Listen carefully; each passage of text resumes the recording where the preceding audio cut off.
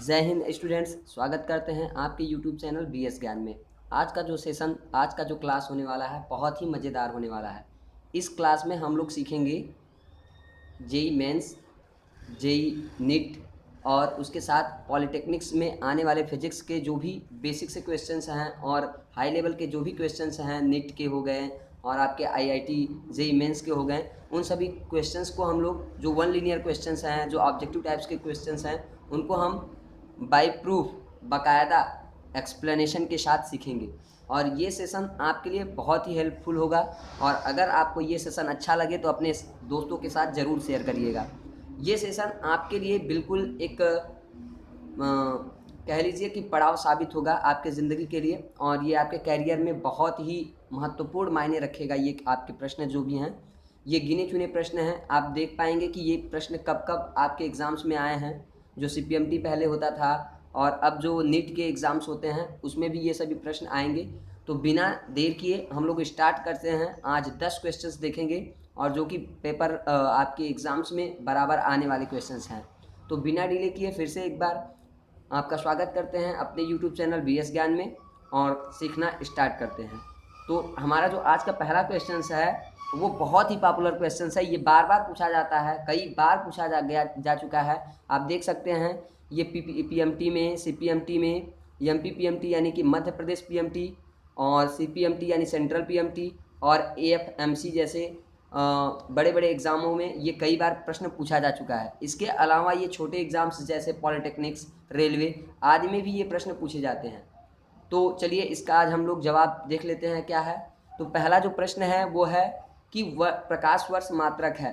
तो कितने लोग वर्ष को देख के समझ जाते हैं कि ये ज़रूर समय का मात्रक होगा, और यहीं पे आप गलती कर बैठते हैं कि ये समय का मात्रक है। तो बिल्कुल आपने यहाँ गलती कर दिया। हम आपको बताना चाहेंगे कि प्रकाश वर्ष जो है वो दूरी का मात्रक है, यानी इसका C नंबर जवाब बिल्कुल सही होगा। यानी प्रकाश वर्ष जो है वो दूरी का मात्रक है। अब आप कहेंगे कि ये कैसे हो सकता है, तो मैं आपको बता दूं प्रकाश वर्ष क्या होता है। तो एक पूरे वर्ष में, यानी जो 365 दिन होता है, उतने टाइम पीरियड में प्रकाश जितना ट्रेवल करता है, यानी जितनी दूरी तय करता है, उस पूरी दूरी को यानी डिस्टेंस को हम लोग क्या कहते हैं, एक प्रकाश वर्ष कहते हैं। तो आशा करते हैं आज के बाद ये आपका आंसर बिल्कुल भी गलत नहीं होगा। ये जो आपका सवाल था एक प्रकाश वर्ष मात्रक है, तो ये दूरी का मात्रक होता है। आप लोग आशा करते हैं ये प्रश्न का जवाब आप अभी कभी भी एग्जाम्स में बैठेंगे तो सही टिक करके आएंगे। नेक्स्ट क्वेश्चन पे चलते हैं। अगला क्वेश्चन है वो भी बहुत ही इंटरेस्टिंग क्वेश्चन है। हम लोग देखते हैं इसको।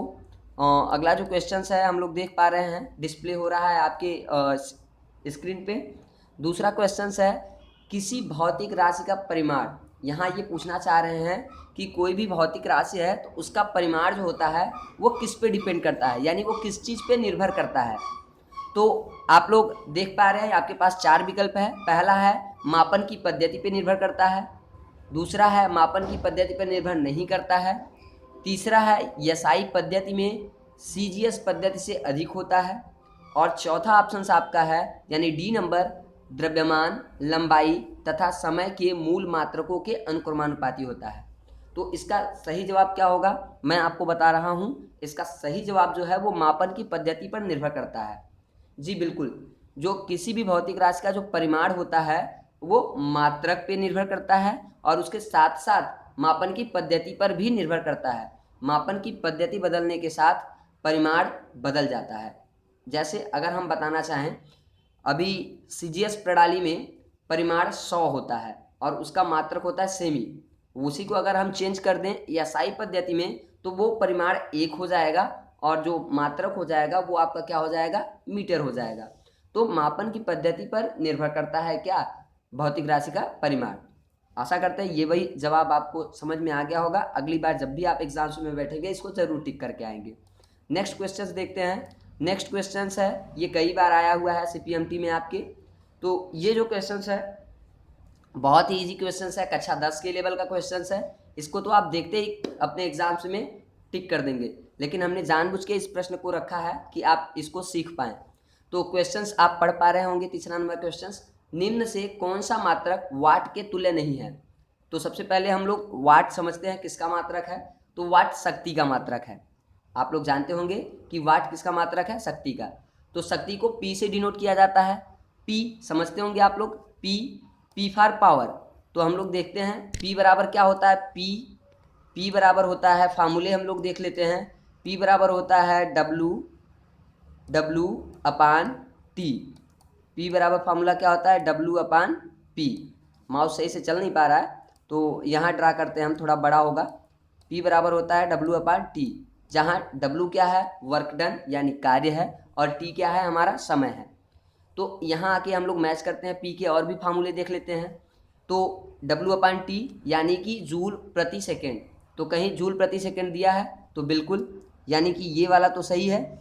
उसके बाद निम्न में से कौन सा मात्रक वाट के तुल्य नहीं है, यानी तो जूल प्रति सेकेंड तो है। हम अगले पे चलते हैं। अगला विकल्प है एम्पियर इंटू वोल्ट। तो एक P का और भी फार्मूला होता है, एक P का और भी फार्मूला होता है। आइए देखते हैं P का अगला फार्मूला क्या हो सकता है। तो P का अगला जो फार्मूला है, आप लोगों ने कक्षा 10 के विद्युत चैप्टर में पढ़ा होगा, P बराबर V इंटू आई। आपने पढ़ा होगा P बराबर V इंटू आई, V इंटू आई। तो इसके अनुसार अगर हम लोग देखें तो V इंटू आई का मतलब एम्पियर इंटू वोल्ट। आप लोग समझ पा रहे होंगे क्या हो जाएगा, एम्पियर इंटू वोल्ट। तो अगला जो है, यानी कि ये भी सही है और ये भी सही है। अब बचे दो शेष। तो आप ये जो डी वाला ध्यान देंगे, डी वाला जो ऑप्शन आप देख रहे हैं, एम्पियर इंटू वोल्ट दिया है। डी वाले ऑप्शन में एम्पियर बटे वोल्ट। तो क्या ये संभव है, एम्पियर इंटू वोल्ट और एम्पियर बटे वोल्ट संभव है? नहीं।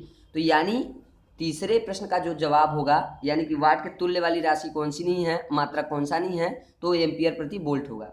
अगले क्वेश्चन पे चलते हैं। अगला क्वेश्चन है हम लोगों का चौथा नंबर क्वेश्चन, इसको देख लेते हैं हम लोग। ये क्वेश्चन है न्यूटन सेकंड किसका मात्रक है।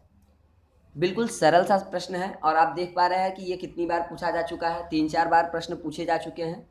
तो न्यूटन इंटू सेकेंड यानी कि F इंटू टी। तो F इंटू टी किसका मात्रक होता है, तो ये दो राशियों का मात्रक होता है। लेकिन यहाँ हम केवल विकल्प में से ही खोजने का प्रयास करेंगे। तो वेग का तो बिल्कुल नहीं हो सकता और ऊर्जा का भी नहीं हो सकता, क्योंकि ऊर्जा का जो मात्रक होता है वो न्यूटन इंटू मीटर होता है। वेग का मात्रक क्या होता है, अगर हम लोग न्यूटन के पदों में लिखना चाहें तो वेग का मात्रक न्यूटन सेकेंड हो ही नहीं सकता। तो एकमात्र ऑप्शन बचता है आपका कौन सा, संवेग का। तो चौथे नंबर का जो सही जवाब है वो संवेग है, यानी न्यूटन सेकेंड किसका मात्रक है, संवेग का। अगले प्रश्न की ओर चलते हैं हम लोग। अगला प्रश्न पांचवा है।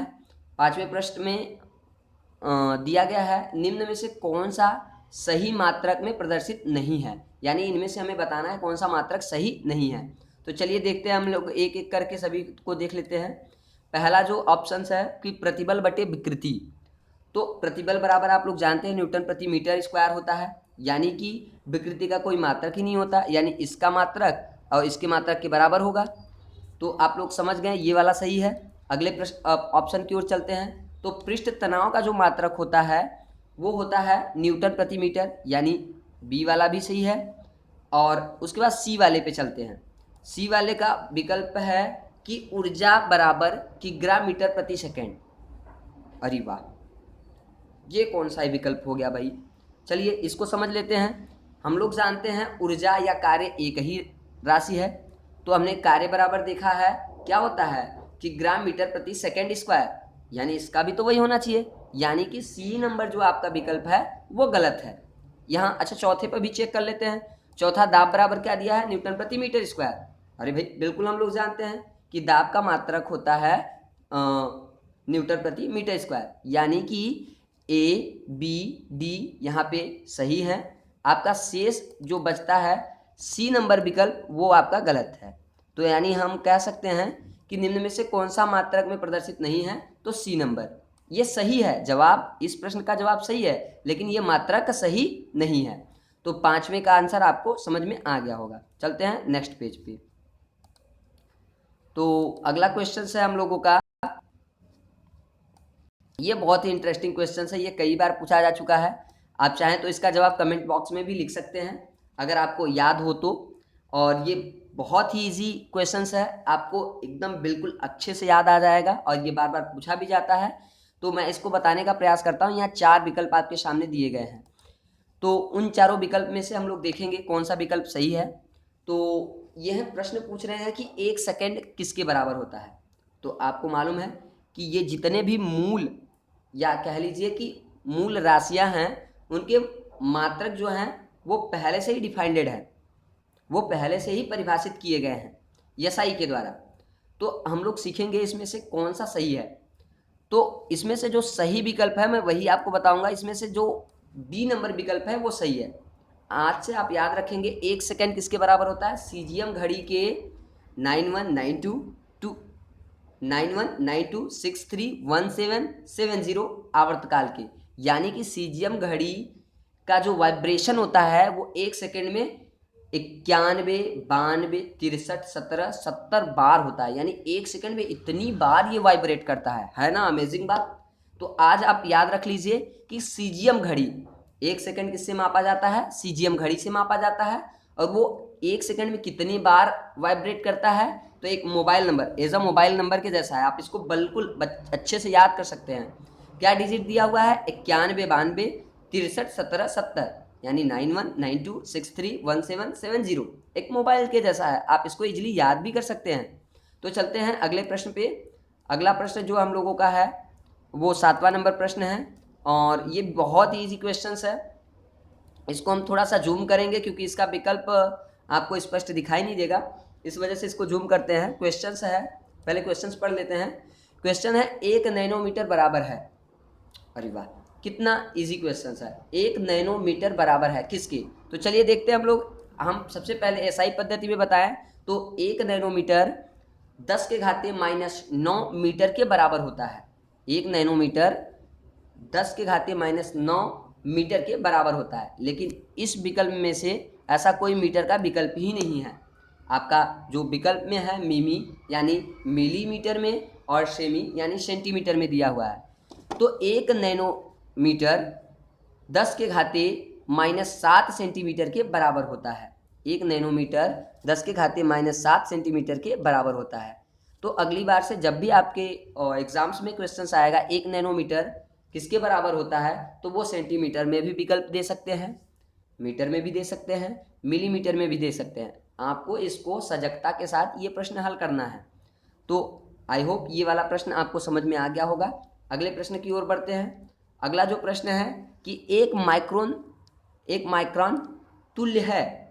देखिए 1 माइक्रोन जो होता है वो अगर मीटर में बात करें तो 1 माइक्रोन 10⁻⁻6 मीटर के इक्वल होता है, लेकिन इस विकल्प में कहीं मीटर दिख नहीं रहा है, तो इस वजह से हम लोग इसको सेंटीमीटर में चेंज करेंगे। अभी जैसे पिछला सवाल हमने बताया उसी के अकॉर्डिंग ये वाला भी हल होगा। तो आशा करते हैं कमेंट में आप इसका जवाब जरूर देंगे, हम ये जवाब आपसे इसका जरूर लेंगे। आप कमेंट में इसको जरूर बताइएगा कि इसका सही जवाब क्या होगा। चलते हैं अगले प्रश्न की ओर। अगला जो प्रश्न है वो है शक्ति का मात्रक है। यहाँ पूछा गया है शक्ति। अभी जैसे कि हम लोग दूसरे या तीसरे क्वेश्चंस में डिस्कस किए थे कि शक्ति का मात्रक देख रहे थे हम लोग।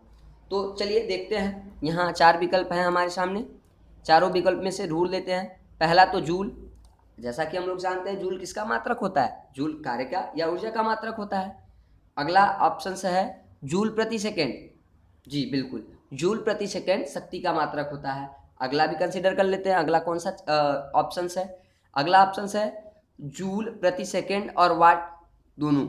अभी हमने पिछले क्वेश्चंस में देखा था कि शक्ति का मात्रक वाट भी होता है, यानी इसमें जो सी नंबर क्वेश्चंस का ऑप्शन है वो आपका सही जवाब है। प्रश्न 9 का जो सी नंबर है वो सही जवाब है, यानी जूल प्रति सेकेंड और वाट दोनों ही शक्ति के मात्रक हैं। चलिए अगले प्रश्न की ओर चलते हैं। अगला जो प्रश्न है वो आपके डिस्प्ले पे दिख रहा होगा, चलिए देखते हैं। अगला प्रश्न है गुरुत्वाकर्षण नियतांक के लिए उपयुक्त मात्रक क्या है। इसको हम लोग जूम करेंगे तभी ये आसानी से इजीली दिख पाएगा। तो चलिए देखते हैं, यहाँ पे आपका प्रश्न है गुरुत्वाकर्षण नियतांक के लिए उपयुक्त मात्रक क्या है। तो गुरुत्वाकर्षण नियतांक को कैपिटल जी से प्रदर्शित करते हैं।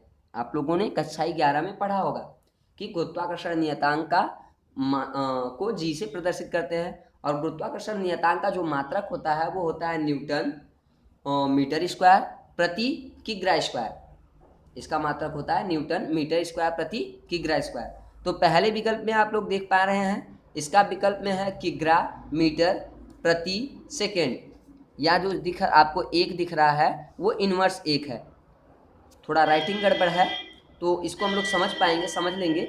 अगला जो विकल्प है आपका वो है न्यूटन मीटर इन्वर्स सेकेंड, ये भी गलत जवाब है। इसमें जो सी नंबर जवाब है वो आपका सही है। सी नंबर जवाब है, देख लेते हैं, न्यूटन मीटर स्क्वायर प्रति किग्रा का स्क्वायर, यानी कि जो गुरुत्वाकर्षण नियतांक कैपिटल जी है उसका मात्रक न्यूटन मीटर स्क्वायर प्रति किग्रा स्क्वायर या किग्रा पे पावर -2 होता है। आई होप ये सभी जितने भी प्रश्न अभी हमने देखे वो आपके एग्ज़ाम से रिलेटेड थे और आपके एग्ज़ाम के लिए बहुत ही ज़रूरी थे, और ये सीरीज काफ़ी लंबा चलने वाला है। ये जो सीरीज था वो फिजिक्स के मात्रक चैप्टर से था। हम इसमें तकरीबन 100 क्वेश्चंस हल करेंगे जो आपके आईआईटी मेंस और एडवांस दोनों के लिए हेल्पफुल होगा, और इसके साथ साथ नीट के लिए भी ये हेल्पफुल होगा, और जो जूनियर्स क्लास के जैसे कि यूपी पॉलिटेक्निक्स या बिहार पॉलिटेक्निक्स या किसी भी स्टेट के पॉलिटेक्निक्स के एंट्रेंस एग्ज़ाम के लिए भी ये बहुत ही हेल्पफुल वीडियो होने वाला है। तो आप इस वीडियो को अपने मित्रों के साथ ज़रूर शेयर करिए, और अगर आपको ये वीडियो पसंद आया हो तो हमें कमेंट बॉक्स में ज़रूर बताइए, और हमें इनक्रेज करिए और ही ऐसे वीडियो बनाने के लिए। इसके लिए हमारे चैनल को ज़रूर सब्सक्राइब करिए, और अगर ये वीडियो पसंद आया हो तो लाइक बटन ज़रूर दबाइएगा, क्योंकि बहुत आप लोगों के लिए मेहनत करना पड़ता है। तो आप लोग समझिए और लाइक कर दीजिए, लाइक करने में आपका कुछ नहीं जाता है। और हाँ, ये वीडियो लगातार सीरीज में आता रहेगा, रोज़ डेली कुल मिला के हम लोग 10 क्वेश्चंस को डिस्कस करेंगे और हम लोग सीखते रहेंगे लगातार। तो आज के लिए बस इतना ही, आज का सेशन हम यहीं पे ख़त्म करते हैं और मिलते हैं अगले सेशन में। तब तक के लिए Jai Hind, take care, bye bye.